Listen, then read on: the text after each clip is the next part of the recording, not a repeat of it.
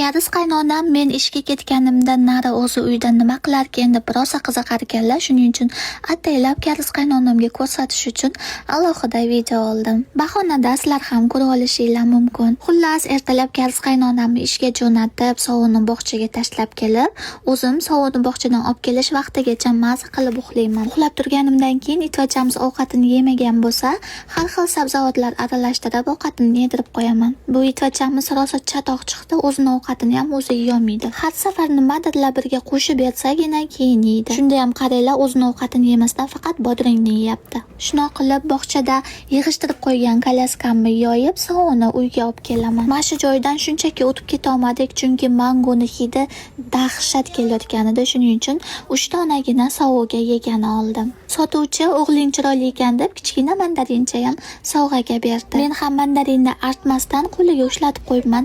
Olmaga o'xshab yeyishini qaranglar. Mandarinni po'stlog'ini ham yevoribdi. Shunaqa qilib sovuq uyga kelishigayoq itvachamiz siyganmi, qilganmi birinchi bo'lib tekshiradi. 19 oylik bolam bog'chadan kelgandan keyin menga juda ham qattiq yopishib oladi. Bog'chadan kelishigayoq yuz qo'lini yuvib, pampersini almashtirmoqchi bo'ldim. Qarasam, orqasi shilinib, ko'karib ketgan ekan. Tezda rasmga olib, bog'cha oyasiga "Sovuq bugun nima qildi?" deb SMS jo'natdim. SMSimni ko'rishigayoq bog'cha oyasi sirazu telefon qilib, menimcha pashsha chaqqani uchun qashla urganidan shilinib ketgan, lekin bizni bog'chada hech kim bolachalarni urmaydi deb gapirdi. Rostdan ham sovun orqasiga qaragandim, nimadir chaqqanga o'xshadi. Menimcha rosa qichiganligi uchun qashlagan bo'lsa kerak. Kariz qaynonamga shunaqa bog'cha oyasi sal g'alatiroq bo'ldi shekilli deb aytgandim.